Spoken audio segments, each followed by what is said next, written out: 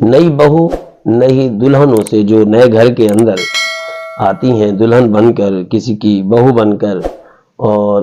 کسی کی بھابھی بن کر، ان کے بارے میں درخواست ہے کہ جو اینٹ پہلے دن رکھی جاتی ہے اس کے اثرات زیادہ نکلتے اور وہی آخر تک چلتی ہے۔ تو ابتدائی دنوں میں اپنے گھر کو بنانے کی فکر زیادہ کرنی چاہیے۔ اس کے اندر ایک اہم پوائنٹ یہ ہے کہ شادی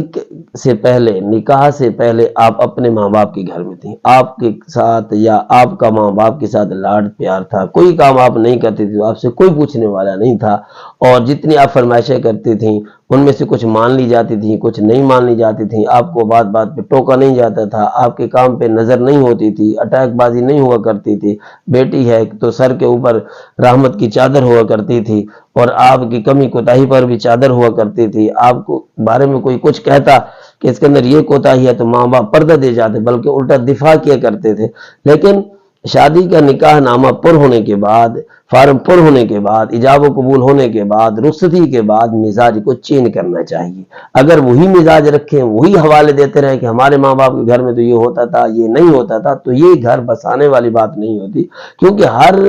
گھر کا اپنا اپنا مزاج ہوتا ہے، ہر خاندان کے رہن سہن کا اپنا اپنا مزاج ہوتا ہے۔ ضروری نہیں کہ دونوں گھروں کا ایک ہی مزاج ہو، جہاں سے آپ آئی ہیں وہ مزاج بھی ایک ہو، جہاں آپ آ گئی ہیں وہاں پر مزاج ایک ہو، ایسا ناممکن ہے۔ آپ اپنے گھر کے جس طرح الگ ایک مزاج ڈالنا چاہتی ہیں، تو اسی طرح آپ کے آنے سے پہلے بھی ایک مزاج وہاں کا بنا ہوا ہے، ایک ماحول بنا ہوا ہے، ان کے سونے کا، اٹھنے کا، کھانے کا، پینے کا،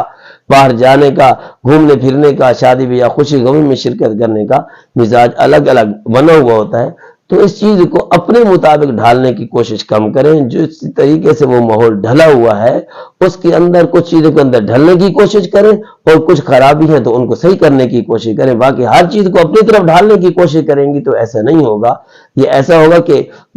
پسلیوں کی گلائی کو اگر سیدھا کریں گے تو وہ ٹوٹ جائیں گے، انسان انسان نہیں رہے گا، درندہ اور چھریا بن جائے گا۔ تو بالکل اسی